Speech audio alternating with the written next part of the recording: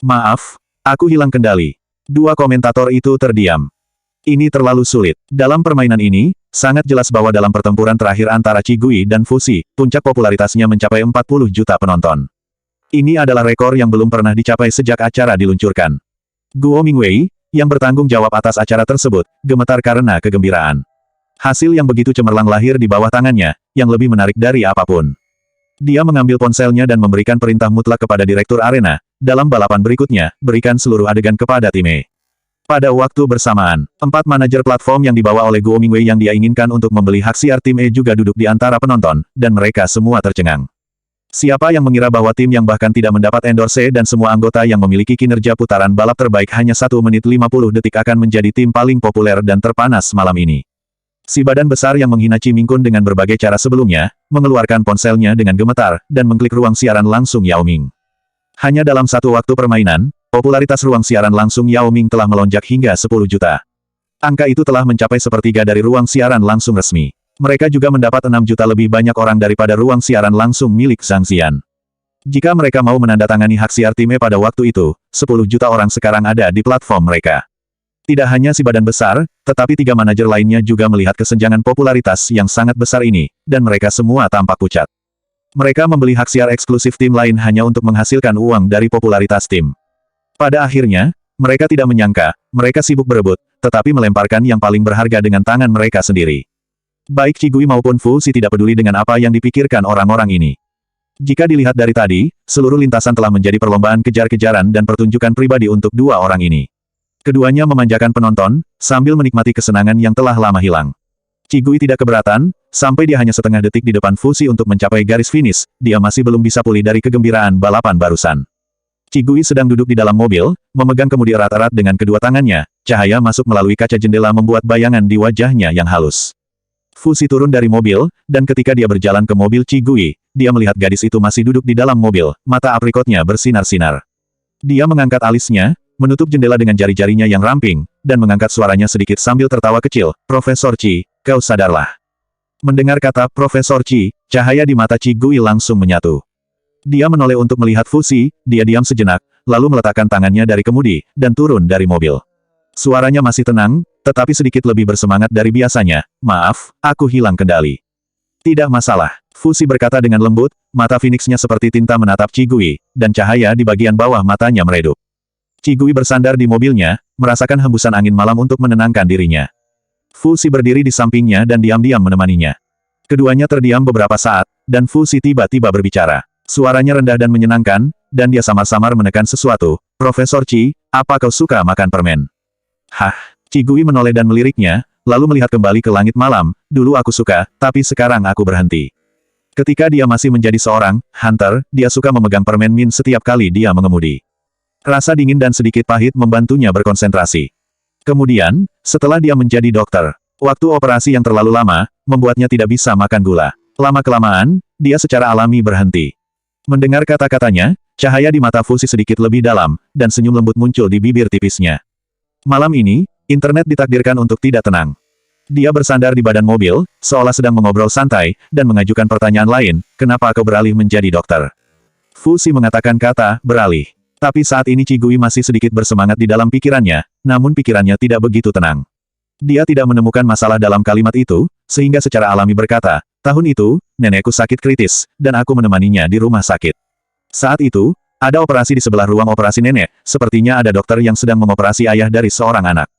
Memikirkan hal ini, Qigui tersenyum. Qigui memiliki fitur wajah yang halus, dan dia tersenyum dengan perasaan lembut. Sekarang lampu jalan redup, yang membuatnya tersenyum lebih lembut lagi. Fuxi mendengarkan Qigui berbisik, "Operasi gagal," dokter keluar, berlutut di depan anak itu dan menangis sambil meminta maaf, dan terus bersumpah bahwa dia akan bekerja keras untuk memperbaiki dirinya di masa depan dan mencoba menyelamatkan lebih banyak pasien. Kata-kata ini, dokter seharusnya mengatakannya pada dirinya sendiri, tapi aku berdiri di sampingnya dan mendengar kata-katanya dengan jelas. Lalu, aku berpikir, aku kan sangat pintar, kenapa aku tidak bisa melakukan sesuatu untuk membuat orang lain bahagia? Kalau aku fokus belajar kedokteran, apa mungkin anak itu bisa menyapa ayahnya dengan senyuman hari ini? Saat tengah bercerita, tidak lupa untuk memuji diri sendiri. Fuxi tidak tertawa. Qigui mengatakannya dengan santai, tapi Fuxi tetap mendengarkan dengan seksama. Keduanya berbicara seperti itu, yang satu berbicara dan yang lainnya mendengarkan. Sampai Cigui selesai berbicara perlahan, mobil balap lainnya datang satu persatu. Cigui menyela topik pembicaraan, "Oke, ayo kita tonton juga hasil kompetisinya." Setelah mengatakan itu, dia masuk ke mobil. Fuxi merasa sedikit kesal, tetapi dia juga tahu bahwa ini bukan waktunya untuk berbicara, jadi dia kembali ke arena. Dalam waktu 1 menit, Chi Mingkun dan 2 talenta baru lainnya kembali. Ketiga orang itu memandang mereka berdua, hampir terharu. "Kakak, kau sangat luar biasa." Chi Mingkun menatap Cigui dengan tidak percaya. Cigui tersenyum, "Aku pelatih tim World." "Hahaha, kebetulan sekali, aku manajer Luyu." Ucap Chi Mingkun tidak percaya. Pembalap di tim World semuanya adalah 10 pembalap terbaik di dunia. Cigui tidak pernah bergabung dengan tim, bagaimana dia bisa menjadi pelatihnya? Cigui tidak menanggapi lagi. Fuxi memandang Chi Mingkun dengan simpati. Anak bodoh ini, bagaimanapun, pertandingan malam ini menarik bagi tim E. Ini akan memakan waktu setengah jam untuk hasil peringkat waktunya keluar. Challenge Cup memiliki total 4 kompetisi, yang masing-masing diberi peringkat berdasarkan total waktu tim, dan tim terakhir tereliminasi. Zhang Ziyan tidak kembali. Setelah dihancurkan oleh Cigui dan Fuxi, dia langsung pergi. Cigui dan Fuxi tidak menunggu peringkat waktu keluar dan pergi lebih awal. Chi Mingkun dan 2 pembalap lainnya menunggu sampai peringkat waktu keluar. Pada akhirnya, tim D tersingkir, tim E peringkat pertama, tim A peringkat kedua, tim C peringkat ketiga, dan tim B peringkat keempat. Meskipun Chi Mingkun dan 2 pemula lainnya dari tim E hanya menumpang kemenangan mereka, Cigui dan Fuxi jauh di depan yang lain dengan waktu 40 detik, yang secara langsung mengangkat peringkat seluruh tim ke posisi pertama. Dapat dikatakan bahwa jika Chi Mingkun dan 2 orang lainnya menahan diri, bahkan jika mereka tidak berlari sama sekali, tim lain masih tidak dapat mengejar. Untuk hasil ini, orang-orang dari tim lain tidak bisa jika tidak melihat 2 pendatang baru itu dengan iri. Jelas mereka berdua tidak mengerti apa-apa, hanya karena bersama orang yang tepat, mereka bisa memenangkan posisi pertama tanpa mengatakan apa-apa, mereka berpikir biaya sponsor juga akan cair. Malam ini, internet ditakdirkan untuk tidak tenang. Permainan amatir. Video siaran ulang balap tersebut langsung menjadi pencarian terpanas. Semua orang mencari siapa pemilik kedua mobil sport tersebut, tapi anehnya informasi kedua orang tersebut seperti terhapus dengan satu tangan. Sulit sekali untuk menemukan berita tentang keduanya. Dan di antaranya, seseorang menunjukkan dengan ragu, cara mobil merah itu melaju, mirip dengan Hunter. Pesan itu dengan cepat tergeser dan tidak ada yang memperhatikan.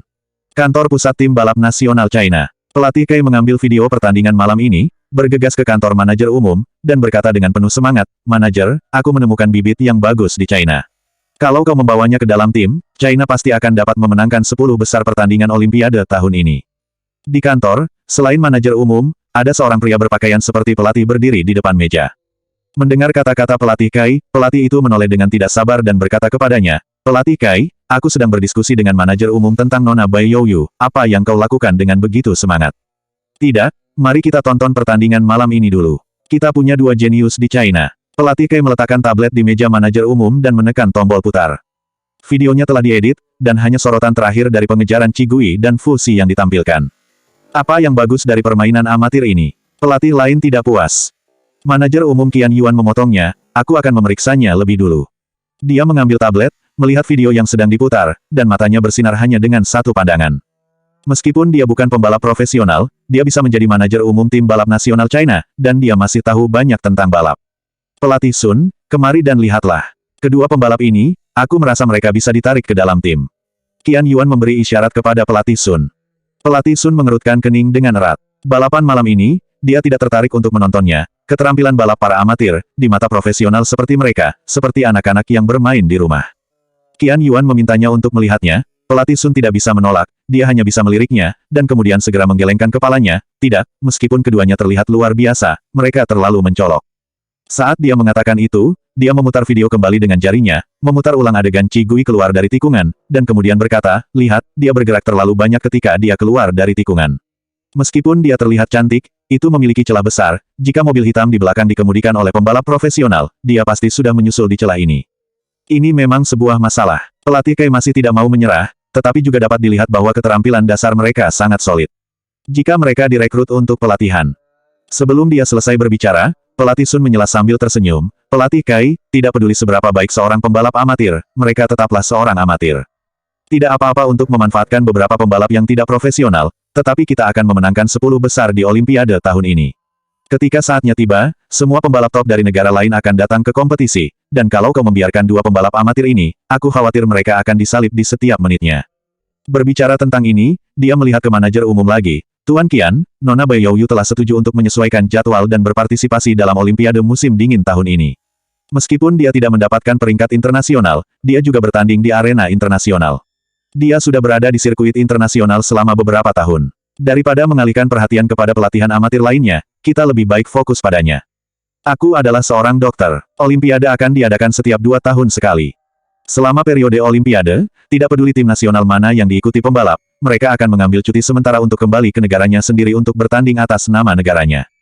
Qian Yuan mengangguk dan setuju dengan pernyataan pelatih Sun. Meskipun China dapat dianggap sebagai pemimpin global dalam bidang kedokteran dan perhiasan, China belum mampu mengembangkan bakat apapun dalam balap. Ada banyak tim besar dan kecil di China, tetapi hanya sedikit dari mereka yang dapat berpartisipasi dalam kompetisi internasional. Selain Lu Yu, Bai Youyu bisa dibilang sebagai pembalap papan atas di China. Melihat manajer Qian juga mengangguk, pelatih Kai sedikit cemas. Dia benar-benar merasa bahwa keduanya memiliki talenta dan tidak mau menyerah. Pelatih Kai memikirkannya dan berkompromi, kita dapat merekrut mereka lebih dulu, dan kemudian dia bisa membantu Bai Youyu untuk latihan, bukan? Selama dia bisa merekrut orang itu lebih dulu, yang lainnya bisa dibahas nanti saja.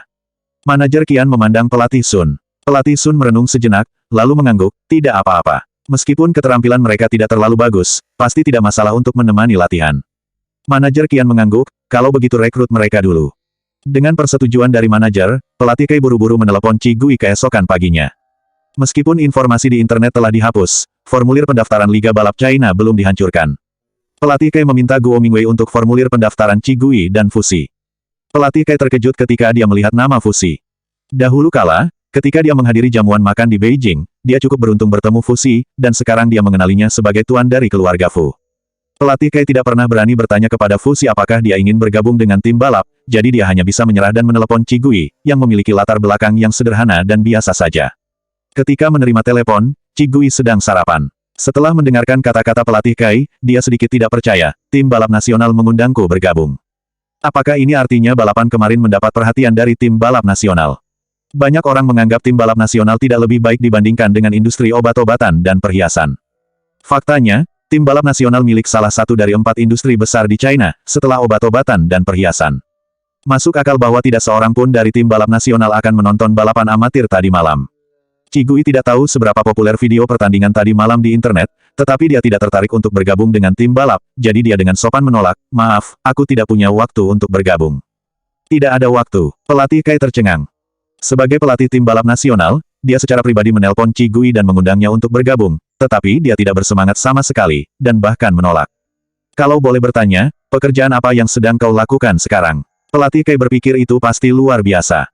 Balapan adalah salah satu profesi bergaji tinggi paling populer di dunia. Banyak orang ingin masuk meski tanpa bakat. Bagaimana mungkin dia tidak tertarik?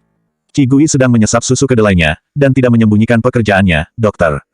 Dokter, pelatih Kai terdiam. Dia merasa bahwa Qi Gui berbohong padanya. Dokter sangat sibuk, bagaimana dia bisa punya waktu untuk melatih keterampilan mengemudi yang luar biasa? Dia segera menutup telepon, dan pelatih Kai melirik alamat Qi Gui. Dia tidak mengisi di mana dia sebenarnya tinggal, tapi dia mengisi alamat sebuah rumah kecil yang dia beli di Beijing beberapa waktu lalu. Tim balap nasional China juga ada di Beijing. Pelatih Kai memikirkannya, mengambil kartu kerjanya, dan memutuskan untuk pergi menemui Qi Gui secara langsung. Dia menduga Qi Gui berbohong, mungkin karena dia tidak percaya pada dirinya. Ketika dia mengetahui bahwa dia benar-benar anggota tim balap nasional, dia pasti akan setuju dengan senang hati. Pukul 8 pagi, Zhao Yuexiu dan Qi Changjing turun dari pesawat. Qi Changjing dan keluarga Su memiliki urusan yang harus didiskusikan bersama. Zhao Yuexiu datang untuk menemui Qi Yan. Qi Yan telah pergi ke rumah sakit, dan Qi Mingkun datang untuk menjemput mereka. Dalam perjalanan, Qi Mingkun berbagi dengan Qi Changjing tentang pertandingan tadi malam. Setelah mendengarkan cerita Qi Mingkun, Qi Changjing merenung sejenak dan berkata, karena Qi Gui berbakat di bidang ini. Papa kebetulan mengenal manajer tim Jiaolong, jadi biarkan Qi Gui bergabung dengan tim mereka, ini jalan yang tepat. Tim balap Jiaolong adalah salah satu tim teratas di Cina, tetapi di arena internasional, tim tersebut bahkan tidak masuk dalam peringkat. Tapi Qi Gui adalah seorang gadis, cukup masuk ke tim untuk mendapatkan uang, dan tidak perlu membuat pencapaian apapun. Bagaimana bisa keluarga kita dibandingkan dengan kegeniusan orang lain? Qi Changjing segera menelpon manajer tim Jiaolong. Awalnya saat manajer tim Jiaolong mendengarnya memperkenalkan seorang pembalap, yang adalah seorang wanita, reaksi pertamanya adalah menolak. Lalu setelah, dia mendengar apa yang dikatakan Qi Changjing, dan setelah menonton video permainan malam itu, dia setuju untuk bertemu dengan Qi Gui. Tapi dia juga mengatakan, Pak Qi, mari kita bicarakan dulu, ada kesenjangan besar antara pembalap amatir dan profesional. Jika dia tidak mampu melaju secara profesional, bahkan jika dia bergabung dengan tim, dia hanya bisa menjadi pemain cadangan. Tidak masalah, selama kamu bisa membiarkannya masuk dan berkarir di sana, jawab Qi Changjing cepat. Qi Changjing berterima kasih padanya dan setelah membuat janji untuk bertemu, dia menutup telepon dan menghela nafas. Manajer Hao akhirnya setuju, ayo kita pergi ke rumah sakit untuk melihat Qi Yan dulu, lalu pergi ke rumah keluarga Su, dan kemudian di sore hari, kita jemput manajer Hao untuk bertemu dengan Qi Gui. Zhao Yuexiu mendengus ringan, kau sangat baik padanya, pernahkah kau melihatnya menyayangimu? Qi Mingkun yang ada di sebelahnya, tidak bisa mendengarkannya lagi, tidak, kakak, dia memiliki karirnya sendiri, kenapa papa mengganggunya? Bukankah waktu itu kita semua sudah menandatangani perjanjian dengannya? Zhao Yuexiu memelototi Qi Mingkun, apa yang kau tahu? Perjanjian itu ditandatangani untuk membuatnya setuju untuk memutuskan pernikahan dengan keluarga Su. Ini konyol. Mungkinkah selembar kertas dapat menghapus fakta bahwa mama sudah mengandung dirinya pada bulan Oktober? Selain itu, jika dia terus tinggal di bidang medis, bukankah dia hanya akan menimbulkan masalah bagi adikmu di masa depan? Petik 2. Untuk apa dia menyusahkan adikku? Qi Mingkun tidak setuju dengan ucapan Zhao Yuexiu. Kakakku melakukan perjalanan dari kota Nan ke Beijing sendiri, apa kita membantunya? Papa juga, bukankah papa telah dibantu olehnya? Qi Changjing terbatuk, tidak bisa membantah. Kerja sama kecil 100.000 yuan yang ditemukan Qi Gui untuknya di awal, meskipun uangnya tidak banyak, itu sangat membantu keluarga Qi dalam hal hubungan interpersonal. Zhao Yuexiu mencibir, dia hanya seorang mahasiswa sekarang, tentu saja dia tidak membutuhkan bantuan dari kita. Tetapi adikmu akan bergabung dengan kelompok ahli tingkat tinggi nasional di masa depan. Tinjauannya sangat ketat, dan jika ada anggota keluarganya memiliki sedikit sejarah hitam dia tidak akan diterima. Bagaimana jika Qi Gui tetap di bidang medis dan secara tidak sengaja menyebabkan beberapa kecelakaan medis di masa depan, dan bisa menghalangi saudara perempuanmu bergabung dengan kelompok ahli? Qi Mingkun tercekik oleh pertanyaan itu. Dia berhenti sejenak, dan berkata sedikit tidak yakin, selama adik bekerja dengan cukup baik, kelompok ahli bisa tetap menerimanya dan membuat pengecualian, kan? Bukankah kelompok ahli pernah menerima siswa dan membuat pengecualian tentang batas usia minimal pada siswa tersebut, beberapa tahun yang lalu? Aku dengar bahwa siswa itu mengubah karirnya di tengah jalan. Zhao Yuexiu menghela nafas pelan, bagaimana keluarga kita bisa dibandingkan dengan kegeniusan orang lain? Berbicara tentang ini, dia tidak bisa menahan iri pada orang tua mahasiswa itu. Dengan anak seperti itu, mereka tidak akan pernah kekurangan kekayaan dan kehormatan dalam hidupnya. Ketika mereka akan tiba di rumah sakit kota Beijing, Zhao Yuexiu menelepon Qi Yan dan tahu bahwa dia sedang sibuk, jadi dia pergi ke rumah keluarga Su dan menunggu. Setelah penawaran Tenggui Group berakhir, keluarga Su dan keluarga Qi tidak sedekat itu. Tapi hubungan antara Qi Yan dan Su Qing, tidak ada keanehan. Zhao Yuexiu, Qi Changjing, Su Haikang dan Yin Xiuxiu duduk dan mengobrol bersama. Pada siang hari, Qi Yan dan Su Qing kembali. Begitu keduanya kembali, Yin Xiuxiu membuka makanan, Qi Yan menemani semua orang dengan patuh, dan Su Qing naik untuk membantu kakek Su turun. Setelah 2 pukulan berat lalu, kakek Su tidak bisa berjalan dengan baik sekarang, jadi dia turun untuk menyapa Qi Changjing dan Zhao Yuexiu. Setelah kakek Su duduk lebih dulu, semua orang datang ke meja untuk makan. Selama makan, kakek Su menanyakan situasi magang di rumah sakit Su Qing, Qi Yan, dan Qi Changjing juga bertanya tentang Qi Gui. Qi Yan menjawab satu persatu pertanyaan itu sambil tersenyum manis. Profesor Han meminta Su Qing dan aku untuk melakukan operasi hari ini. Kalau tentang kakak, aku tidak melihatnya hari ini, dia sepertinya sedang cuti. Selanjutnya 336 tamparan, 1.